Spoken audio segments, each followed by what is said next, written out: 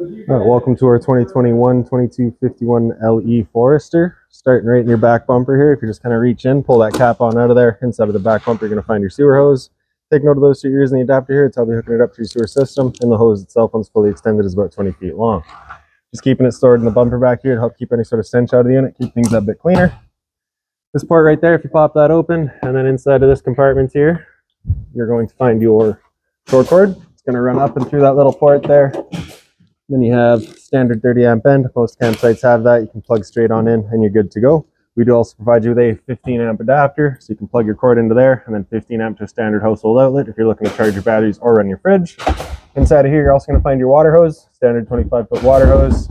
This little plug-in back there would be to run off of your generator. So if you've got your generator going, you take your plug it into there, fires up. Port cable's right there, so your coax cable would plug into there, fires up at your TV location. This little port, if you open that up, you get a little access to your freshwater tank drain, which is this little metal valve right there. Right behind it with this water line going into it is going to be your winterization hose. So basically the way it's set up right now is your summerized setting. If you were to flip it the other way around, that's going to be your winterized setting. It allows you to just kind of run this off of this hose. So you take that hose, stick it into your jug of antifreeze, turn on the pump, and that'll just kind of suck up that antifreeze for you so you can winterize the unit. Right underneath this compartment, we get your sewer system. So you just kind of take that cap there, press on it, give it a turn, you can pop it on out of there. It's got the same ears on it that your sewer hose had. On the right, here's your black or your gray valve. If you'd open that up, it allows the gray tank to drain itself out. Just on the other side of the unit, we've got our black valve. That just allows your black tank to drain out. You're going to want to start with the black tank just because your black tank is filtering your toilet. Of course, it's going to be your dirtiest water. Once that's done, you can then come to the gray. Gray tank is filtering your sinks as well as your shower. Fuel inlet right there, water inlet up here. Pop that cap out, water hose sticks into there, turn on the water, and that fills up the freshwater tank. You know that tank is full once it starts spitting water out of that vent there. Straight down from there, you get your city water connection. Same water hose will plug into there, turn on the water, and that'll pressurize the lines throughout the unit. Right beside that's your hot water tank. You get that keyway there, you line that up, and you can pop it on open. All your controls for turning it on are just inside the unit. Before firing it up, though, we just want to hit this relief valve right there. You should get that shot of water coming out. If you're not getting that water come out, there is a chance that it is empty, so you just want to make sure that it's full before firing it up, just so you're not running the risk of burning out your elements. Once you got that all sorted, you can lock it back down with that keyway. Propane compartment right here. As you open that up, you get that one valve front and center. You just turn it to open it up. Simple as that. On the left side there, you get that little level gauge, tells you where you're at. You also have a digital gauge inside of the unit to let you know where you're at. This compartment here, as we open that up, little thumb latch on the left side there holds it open for you. Your generator here, of course, you get these two latches, you pull those up to open, you can pop it on out. This switch right front and center there, you're just going to press it on the left side until it goes red. Then you can release, press and hold start.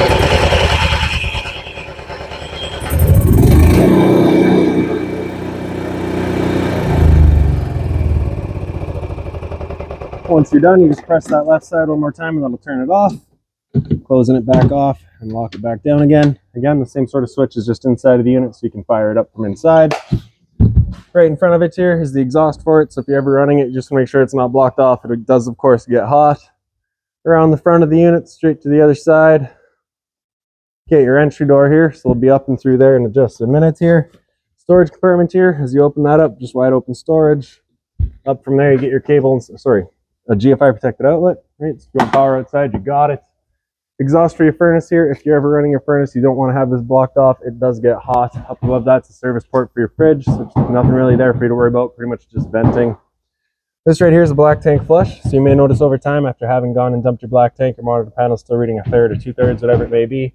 Typically just some debris inside of the tank hanging between the probes. So what you can do is take your water hose, plug it into there, open up the black valve, which is just right down here, turn on the water, and that'll flush out that tank for you.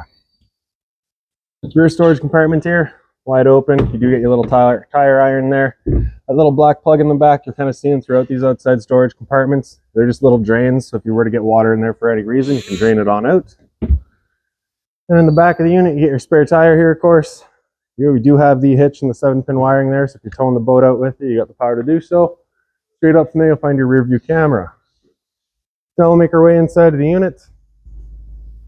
The door here is just going to pop on open. It's on a gas strut, so it holds itself at 90 degrees. This first step, if you just undo that little latch, pop it on open, there's access to your batteries. In this little lock compartment behind it, little safe box, you'll have the key for it. I don't. As you come inside, up on the right, you get your fire extinguisher. That's standard. Pull the pin, point, and shoot. Across the wall from there on the left side here, get your battery disconnect switch. With that over towards the right there, that's it turned on. If you're ever leaving the unit, you just want to turn it off, and that'll prevent your batteries from draining down. You do have the solar system all hooked up, so if you're sitting out in the sun, you definitely want to leave that on, just to help keep your batteries charging. Light switches here on the left or in the center. So on the left side there, you get your porch light or the awning light. It's one of the two. The other one's on that middle switch. The switch on the right side is your one entry light right up top there. Awning itself is on this switch on the right. Press and hold and extend, and the awning will make its way out. You do need your parking brake set with your ignition turned off to run the awning. Once that awning is fully extended, we're going to see a little black flap come down as well as the black of the metal tube. Once you see that, you're going to stop. If you're to continue extending, it can actually wind itself up backwards, in which case the fabric could be underneath the tube, allowing it to hold water, accelerating the growth of mold and mildew. The awning is just a little bit sticky today, so we'll just bring it back, and that flap should come down. There it is. And there's the tube, so we'll stop right there. Now, if it were to start raining, it's of course going to hold some water anyways. What you can do is grab either arm, front, or rear. You're just going to pull straight down on it. And you can see that changes the pitch of the awning out at the head, allowing water to then run off. Now, if you like that angle better, because it does give you more shade, you can do the same thing with the arm up front. Before you bring it back in, though, you just make sure those arms are back out straight and fully extended, just so you're not running the risk of bending them. Then we're going to press and hold retract, and the awning will make its way back in. One thing to keep in mind, it does come real close to your door over here, so if you're running that awning in, you just want to make sure that you're not catching your door. And the last thing to keep in mind with your awning is it does catch a lot of wind. So once you get up to about 15-20 kilometers an hour wind, you want to bring it back in again, just so you're not running the risk of bending your arms.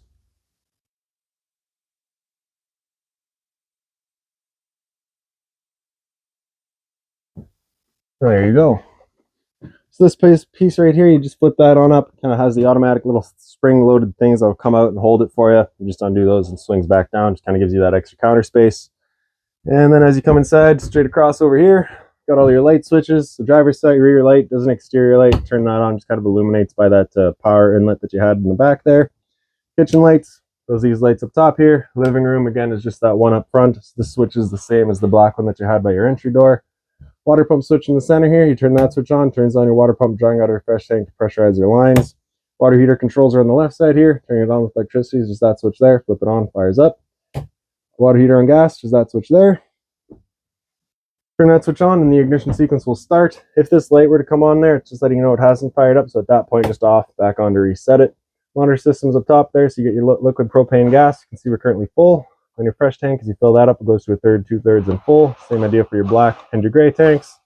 Volt meters on the right side here. Turn that switch on, lets you know where your batteries are at. So 14.4, it's charging voltage. So because we're plugged in, we're currently charging. Your generator controls right up top. It's the same idea here. You get that stop prime. You're going to press and hold that until that red light turns on. Then you'd press and hold start to fire it up. Right. Then just pressing stop to turn it back off. The remote there, of course, is for this TV that you got right up front there. You do have on a little kind of mount there, so it does kind of angle back and forth a little bit. Just kind of open storage on either side of it. All these little bullet Velcro points would be for this little close-off curtain right in here. Just sits up to there so you can close off the front cab from the rest of the units. We're going to run the slide here now. So we got our parking brake set, and we're going to turn our ignition over to on. Then right in the back here, right behind your closet, get your slide out switch. You're going to press and hold out, and the slide will make its way out. Once that slide's fully extended, you're just going to hear the motors whine a little bit, and then they'll turn themselves off automatically. The whine is just the motors kind of squaring themselves off.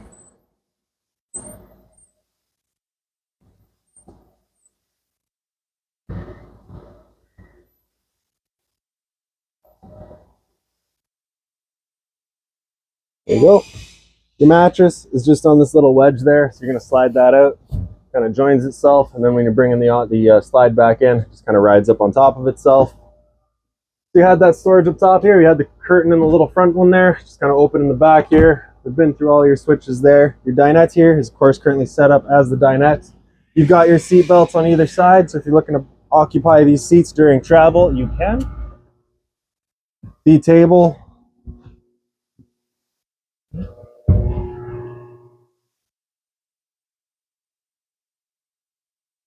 Right. The table is just on the one single leg there. So you have the little lock off right there. You're going to loosen that off. Then you can wiggle your table up and out of the leg. The leg will then wiggle out of the base.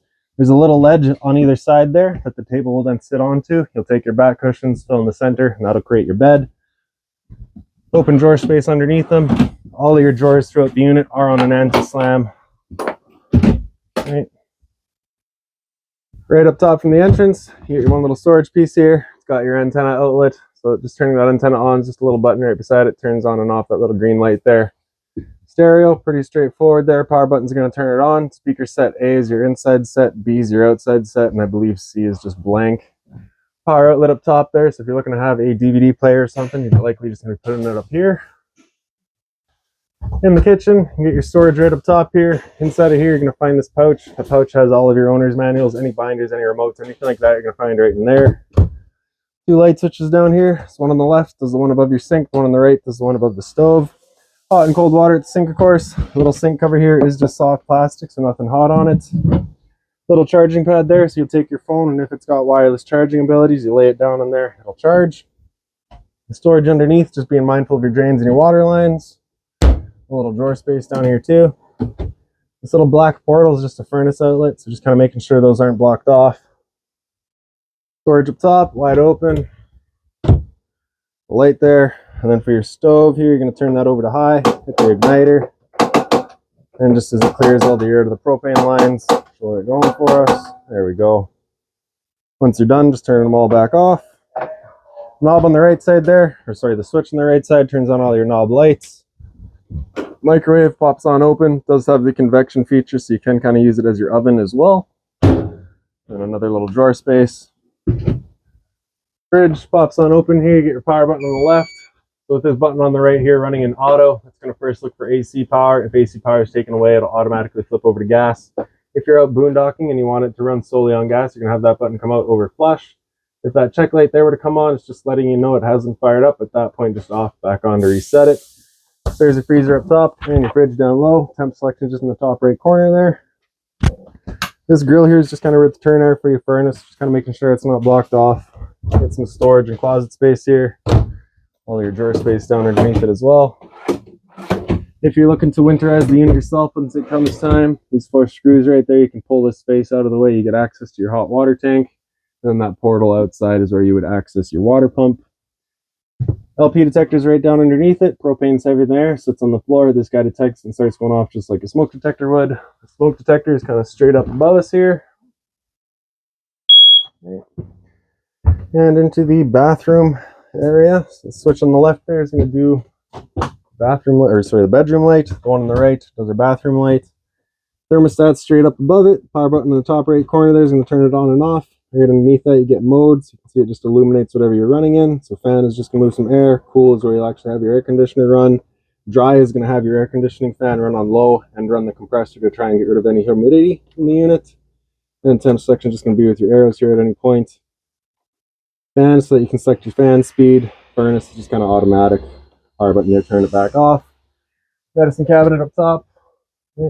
GFI protected outlet down below. It's a test on the bottom, reset on top. If you ever have outlets don't work, it's the first thing you should check. Hot and cold water at the sink, of course, and a little bit of storage down below it, just being mindful of your drains and your water lines. And into the toilet. Light switch is right up on the wall there. One on the right does your ceiling fan, one on the left does your light. Ceiling vent, you're just going to turn that knob to open it up. Toilet flips on open, you get your flusher, just the manual handle in the back corner there. In the shower, you get the standard head and hose, the stainless head and hose with the hot and cold water course. And then in the bedroom, pretty well just the wide open bedroom here. So you have your bed space, of course, up in the head of the bed. 2 little lights there, just on their own center push buttons. Open storage up top. Right at the foot of the bed is where you're going to find your power converter. You're going to press it on the right side there to pop it on open. All of your breakers are on the top. Whatever breaker breaks, it sits in the middle. So just turn it off and then back on to reset it. All your fuses are on the left side here. And then lastly, just real quick with your air conditioner, there's 2 different options for it once you got it going. You got this louver here that you can have closed, in which case you'll be using all of our ceiling ducting to move the air. Or you can open it up and it just dumps all of its air into the living space here. When you first get out to your campsite, you want that open, cool off this area as quickly as possible. Then you can close it off and start moving the air throughout. So that's about it for this unit. If you've got any other questions on it, please feel free to give us a call, 204-237-7272.